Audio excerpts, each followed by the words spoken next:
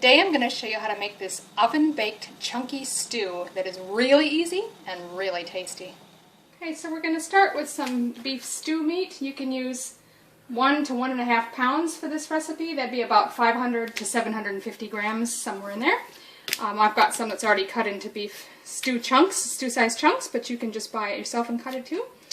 I've got a casserole dish. This is a round one and it does have a cover. You're going to need to cover this when it goes in the oven. 1 packet of dry French onion soup mix, and we'll need a plastic bag as we're going to use it as a shaker bag to put the meat and the seasoning in. 3 carrots and 3 potatoes, which I have peeled these. You don't have to. You can just scrub them if you prefer, and we're going to chop those up. And then you're going to need either 6 small, like boiling onions, or you can just take a regular onion. This is about 3/4 of an onion actually, and just chop it up in a couple of chunks too. That'll work fine. We're going to need about 1/2 cup of ketchup, 1 can of cream of celery soup, and a little bit of paprika and salt. We'll start by preheating the oven. It'd be about 325 Fahrenheit or about 160 Celsius. You're going to start with taking your bag and you're going to dump that French onion soup mix into it.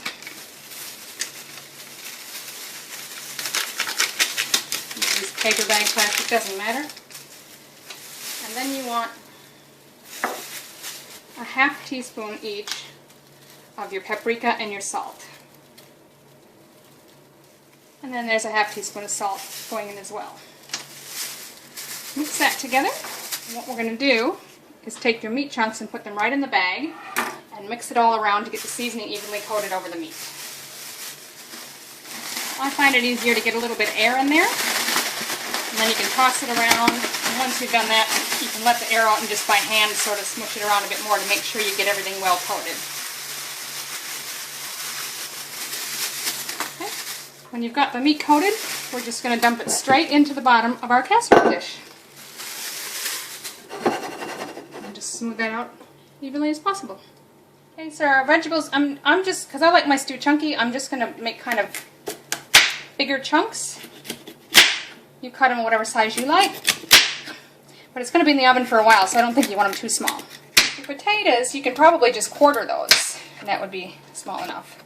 And again with the onion, just big chunks is fine. Okay, so on top of the meat now, we're just going to arrange the vegetables that we just chopped up. We don't want to mix them in, just set them nicely on top. Any order, and then just try and smooth it out so it's not extra lumpy on one side or another.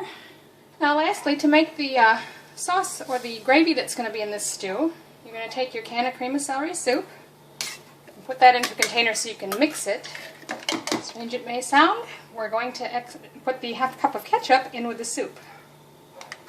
It sounds weird, but this is really, really good. And just mix that together well. Once you've got that mixed really well, we're just going to pour it over the top. You don't stir it in or anything, you're just going to pour it evenly over the top. I'm not stirring it in, but you can smooth it a little bit just to sort of make sure it gets on everything. And that is it. It is so easy. We're just going to pop this in our prepared oven, covered, for about 1 hour and 40 minutes I find is enough. I think the original recipe said 2 hours, but I have a fan-forced oven. I find 1 hour and 40 minutes is plenty. Alright, it's been 1 hour and 40 minutes, so I'm just going to turn the oven off. Pull it out. So here it is. I've just taken it out and uncovered it, and you can see it's all bubbly and delicious looking. I'm going to let that sit just for a couple of minutes before we dish it up. It's a nice, very thick stew, and now that it's sat for a minute, I'm going to carefully stir it up to mix all of our ingredients. You can see it's made a really nice gravy. It's really tasty. And there you go, some delicious oven-baked stew that is so simple to make and yet really delicious. Enjoy!